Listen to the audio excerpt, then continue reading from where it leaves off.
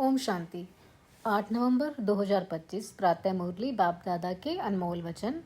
मीठे बच्चे, तुम देही अभिमानी बनो तो सब बीमारियां खत्म हो जाएगी और तुम डबल सिरताज विश्व के मालिक बन जाएंगे। प्रश्न, बाप के सम्मुख किन बच्चों को बैठना चाहिए? उत्तर, जिन्हें ज्ञान डांस करना आता है। ज्ञान डांस करने वाले बच्चे जब बाप के सम्मुख होते हैं तो बाप की मुरली भी ऐसी चलती है। अगर कोई सामने बैठ इधर उधर देखते तो बाबा समझते यह बच्चा कुछ भी समझता नहीं है।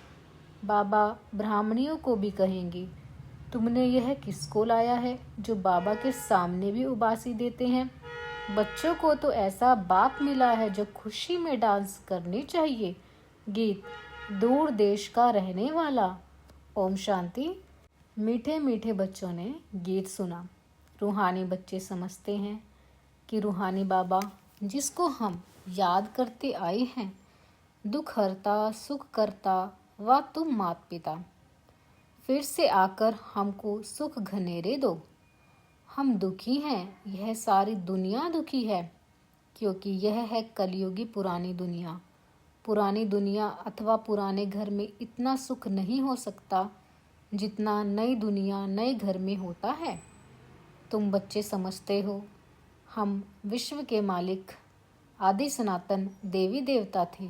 हमने ही 84 जन्म लिए हैं। बाप कहते हैं, बच्चों तुम अपने जन्मों को नहीं जानते हो कि कितने जन्म पाठ बजाया है। मनुष्य समझते हैं 84 लाख पुनर्जन्म है। एक एक पुनर्जन्म कितने वर्ष का होता है? 84 लाख के हिसाब से तो सृष्टि चक्र बहुत बड़ा हो जाए। तुम बच्चे जानते हो हम आत्माओं को बाप पढ़ाने आए हैं। हम भी दूर देश के रहने वाले हैं। हम कोई यहाँ के रहने वाले नहीं हैं। यहाँ हम पाठ बजाने आए हैं। बाप को भी हम परम धाम में याद करते हैं। अभी इस पराये देश में आए हैं। शिव को बाबा कहेंगे, रावण को बाबा नहीं कहेंगे, भगवान को बाबा कहेंगे। बाप की महिमा अलग है। 5 विकारों की कोई महिमा करेंगे क्या? देह अभिमान तो बहुत बड़ी बीमारी है। हम देही अभिमानी बनेंगे तो कोई बीमारी नहीं रहेगी और हम विश्व के मालिक बन जाएंगे। यह बातें तुम्हारी बुद्धि में हैं। तुम जानते हो शिव बाबा हम आत्माओं को पढ़ाते हैं। जो भी और इतने सत्संग आदि हैं, कहाँ भी ऐसे नहीं समझेंगे कि हमको बाबा आकर राजयोग सिखलाएंगे, राजाई के लिए पढ़ाएंगे। राजा बनाने वाला तो राजा ही चाहिए ना। सर्जन पढ़ाकर आप समान सर्जन बनाएंगे। अच्छा, डबल सिरताज बनाने वाला कहाँ से आएगा जो हमको डबल सिरताज बनाए? इसलिए मनुष्यों ने फिर डबल सिरताज श्री कृष्ण को रख दिया है। परंतु श्री कृष्ण कैसे पढ़ाएंगे? जरूर बाप संगम पर आए होंगे, आकर राजाई स्थापन की होगी। बाप कैसे आते हैं यह तुम्हारे सिवाय और कोई की बुद्धि में नहीं होगा। दूर देश से बाप आकर हमको पढ़ाते हैं, राजयोग सिखलाते हैं। बाप कहते हैं, मुझे कोई लाइट व रतन जड़ित ताज है नहीं, वह कभी राजाई पाते नहीं। डबल सिरताज बनते नहीं, औरों को बनाते हैं। बाप कहते हैं, हम अगर राजा बनता तो फिर रंक भी बनना पड़ता। भारतवासी राव थे, अब रंक हैं। तुम भी डबल सिरताज बनते हो तो तुमको बनाने वाला भी डबल सिरताज होना चाहिए, जो फिर तुम्हारा योग भी लगे। जो जैसा होगा ऐसा आप समान बनाएगा। सन्यासी कोशिश कर सन्यासी बनाएंगे, तुम गृहस्थी वह सन्यासी, तो फिर तुम फॉलोवर्स तो ठहरे नहीं।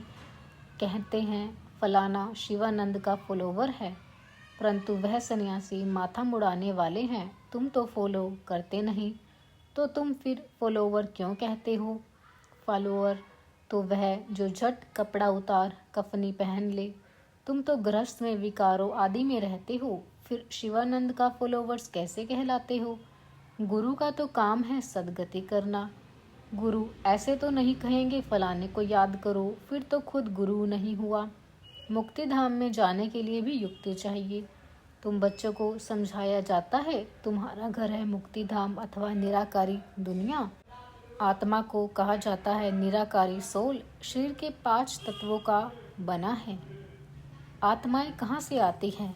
परम धाम निराकारी दुनिया से। वहाँ बहुत आत्माएं रहती हैं। उनको कहेंगे स्वीट साइलेंस होम। वहाँ आत्माएं दुख सुख से न्यारी रहती है। यह अच्छी रीति पक्का करना है। हम हैं स्वीट साइलेंस होम के रहने वाले। यहाँ है नाटकशाला है जहाँ हम पार्ट बजाने आते हैं। इस नाटकशाला में सूर्य, चांद, स्टार्स आदि बत्तियां हैं। कोई गिनती कर न सके कि यह नाटकशाला कितने माइल्स की है। एरोप्लेन में ऊपर जाते हैं लेकिन उसमें पेट्रोल आदि इतना नहीं डाल सकते जो जाकर फिर लौट आए। इतना दूर नहीं जा सकते। वह समझते हैं इतने माइल्स तक है, लौटेंगे नहीं तो गिर पड़ेंगे। समुंदर का व आकाश तत्व का अंत पा नहीं सकते। अभी बाप तुमको अपना अंत देते हैं। आत्मा इस आकाश तत्व से पार चली जाती है। कितना बड़ा रॉकेट है। तुम आत्माएं जब पवित्र बन जाएंगी तो फिर रॉकेट मिसल तुम उड़ने लग पड़ेंगे। कितना छोटा रॉकेट है। सूर्य चांद से भी उस पार मूल वतन में चले जाएंगे। सूर्य चांद का अंत पाने की बहुत कोशिश करते हैं। दूर के स्टार्स आदि कितने छोटे देखने में आते हैं, है तो बहुत बड़े। जैसे तुम पतंग उड़ाते हो तो ऊपर में कितनी छोटी छोटी दिखाई पड़ती है। बाप कहते हैं तुम्हारी आत्मा तो सबसे तीखी है। सेकंड में एक शरीर से निकल दूसरे गर्भ में जाए प्रवेश करती है। किसका कर्मों का हिसाब किताब लंदन में है तो सेकंड में लंदन जाकर जन्म लेगी। सेकंड में जीवन मुक्ति भी गाई हुई है ना। बच्चा गर्भ से निकला और मालिक बना, वारिस हो ही गया। तुम बच्चों ने भी बाप को जो ना गाया, विश्व के मालिक बन गए। बेहद का बाप ही आकर तुमको विश्व का मालिक बनाते हैं। स्कूल में बैरिस्टरी पढ़ते तो बैरिस्टर बनेंगे। यहाँ तुम डबल सिरताज बनने के लिए पढ़ते हो। अगर पास होंगे तो डबल सिरताज जरूर बनेंगे। फिर भी स्वर्ग में तो जरूर आएंगे। तुम जानते हो बाप तो सदैव वहाँ ही रहते हैं।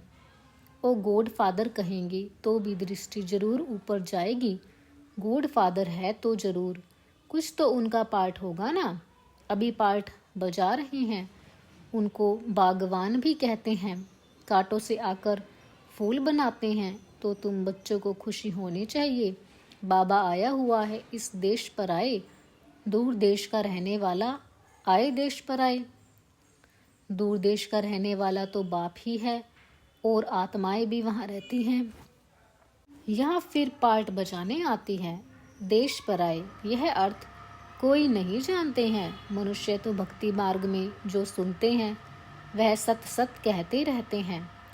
तुम बच्चों को बाप कितना अच्छी रीति समझाते हैं।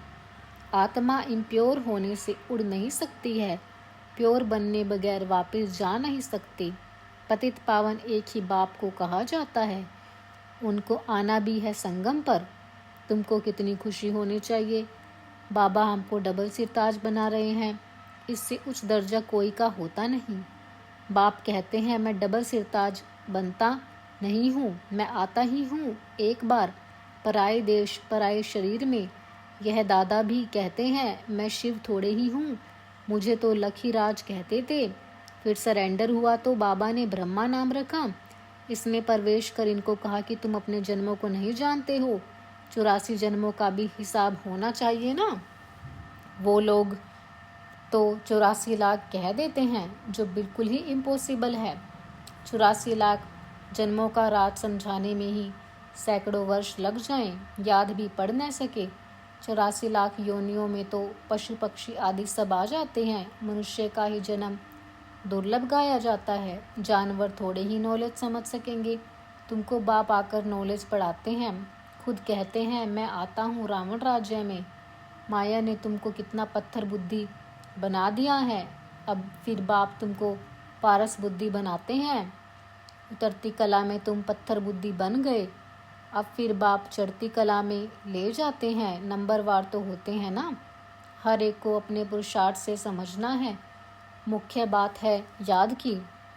रात को जब सोते हो तो यह भी ख्याल करो, बाबा हम आपकी याद में सो जाते हैं, गोया हम इस शरीर को छोड़ देते हैं, आपके पास आ जाते हैं। ऐसे बाबा को याद करते करते सो जाओ तो फिर देखो कितना मज़ा आता है। हो सकता है साक्षात्कार भी हो जाए, परंतु इस साक्षात्कार आदि में खुश नहीं होना है। बाबा हम तो आपको याद करते हैं, आपके पास आने चाहते हैं। बाप को तुम याद करते करते बड़े आराम से चले जाएंगे। हो सकता है सूक्ष्म वतन में भी चले जाओ, मूल वतन में तो जा नहीं सकेंगे। अभी वापस जाने का समय कहाँ आया है। हाँ, साक्षात्कार हुआ बिंदी का, फिर छोटी छोटी आत्माओं का झाड़ दिखाई पड़ेगा। जैसे तुमको वैकुंठ का साक्षात्कार होता है ना, ऐसे नहीं साक्षात्कार हुआ तो तुम वैकुंठ में चले जाएंगे, नहीं। उसके लिए तो फिर मेहनत करनी पड़े। तुमको समझाया जाता है तुम पहले पहले जाएंगे स्वीट होम, सब आत्माएं पार्ट बजाने से मुक्त हो जाएंगी। जब तक आत्मा पवित्र नहीं बनी है तब तक जा न सके। बाकी साक्षात्कार से मिलता कुछ भी नहीं है। मीरा को साक्षात्कार हुआ, वैकुंठ में चली थोड़े ही गई। वैकुंठ तो सतयुग में ही होता है। अभी तुम तैयारी कर रहे हो वैकुंठ का मालिक बनने के लिए। बाबा ध्यान आदि में इतना जाने नहीं देते हैं, क्योंकि तुमको तो पढ़ना है ना। बाप आकर पढ़ाते हैं, सर्व की सदगति करते हैं, विनाश भी सामने खड़ा है। बाकी असुरों और देवताओं की लड़ाई तो है नहीं, वह आपस में लड़ते हैं तुम्हारे लिए, क्योंकि तुम्हारे लिए नई दुनिया चाहिए। बाकी तुम्हारी लड़ाई है माया के साथ। तुम बहुत नामी गिरामी वॉरियर्स हो, परंतु कोई जानते नहीं कि देवियाँ इतना क्यों गाई जाती है। अभी तुम भारत को योग बल से स्वर्ग बनाते हो। तुमको अब बाप मिल गया है, तुमको समझाते रहते हैं ज्ञान से नई दुनिया जिंदाबाद होती है। यह लक्ष्मी नारायण नई दुनिया के मालिक थे ना, अब पुरानी दुनिया है। पुरानी दुनिया का विनाश आगे भी मुसलों द्वारा हुआ था। महाभारत लड़ाई लगी थी, उस समय बाप राजयोग भी सिखा रहे थे। अब प्रैक्टिकल में बाप राजयोग सिखा रहे हैं ना। बाप ही तुमको सच बताते हैं। सच्चा बाबा आते हैं तो तुम सदैव खुशी में डांस करते हो। यह है ज्ञान डांस। तो जो ज्ञान डांस के शौकीन हैं उनको ही सामने बैठना चाहिए। जो नहीं समझने वाले होंगे उनको उबासी आएगी। समझ जाते हैं, यह कुछ भी समझते नहीं हैं।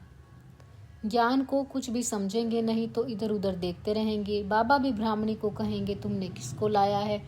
जो सीखते हैं और सिखलाते हैं उनको सामने बैठाना चाहिए, उनको खुशी होती रहेगी। हमको भी डांस करना है, यह है ज्ञान डांस। श्री कृष्ण ने तो न ज्ञान सुनाया न डांस किया, मुरली तो यह ज्ञान की है ना। तो बाप ने समझाया है रात्रि को सोते समय बाबा को याद करो, चक्र को बुद्धि में याद करते रहो।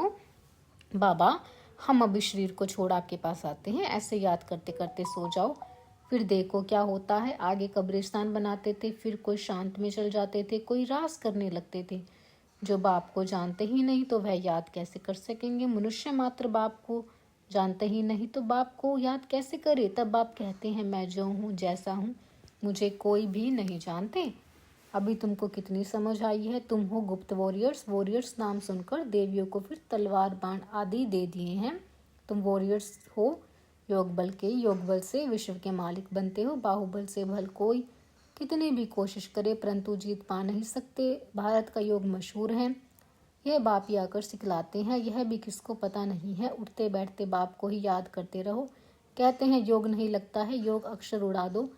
बच्चे तो बाप को याद करते हैं ना। श्री बाबा कहते हैं मामेकम याद करो, मैं ही सर्वशक्तिमान हूँ। मुझे याद करने से तुम सतोप्रधान बन जाएंगे। जब सतोप्रधान बन जाएंगे तब फिर आत्माओं की बारात निकलेगी, जैसे मक्खियों की बारात होती है ना। यह है शिव बाबा की बारात। शिव बाबा की पिछाड़ी सब आत्माएं मच्छरों सदृश भागेंगी, बाकी शरीर सब खत्म हो जाएंगे। अच्छा, मीठे मीठे से किल दे बच्चों प्रति माता पिता बाप दादा का याद प्यार और गुड मॉर्निंग। रूहानी बाप के रूहानी बच्चों को नमस्ते। धारणा के लिए मुख्य सार। रात को सोने से पहले बाबा से मीठी मीठी बातें करनी है।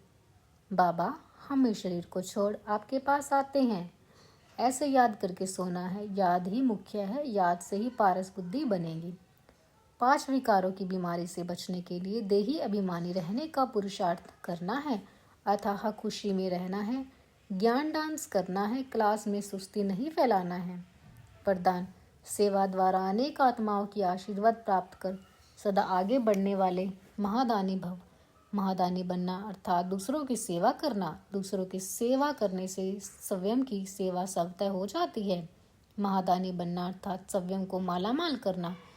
जितनी आत्माओं को सुख, शांति, शक्ति व ज्ञान का दान देंगी, उतनी आत्माओं की प्राप्ति की आवाज़ या शुक्रिया जो निकलता वह आपके लिए आशीर्वाद का रूप हो जाएगा। यह आशीर्वाद ही आगे बढ़ने का साधन है। जिन्हें आशीर्वाद मिलती है वह सदा खुश रहते हैं। तो रोज़ अमृतवेले महादानी बनने का प्रोग्राम बनाओ। कोई समय व दिन ऐसा न हो जिसमें दान न हो। स्लोगन: अभी का प्रत्यक्ष फल आत्मा को उड़ती कला का बल देता है। अव्यक्त इशारे: अशरीरी व विदेही स्थिति का अभ्यास बढ़ाओ। बाप के समीप और समान बनने के लिए देह में रहते विदेही बनने का अभ्यास करो। जैसे कर्मातीत बनने का एग्जाम्पल साकार में ब्रह्मा बाप को देखा, ऐसे फॉलो फादर करो। जब तक यह देह है कर्मेंद्रियों के साथ इस कर्म क्षेत्र पर पार्ट बजा रहे हो, तब तक कर्म करते कर्मेंद्रियों का आधार लो और न्यारे बन जाओ। यही अभ्यास विदेही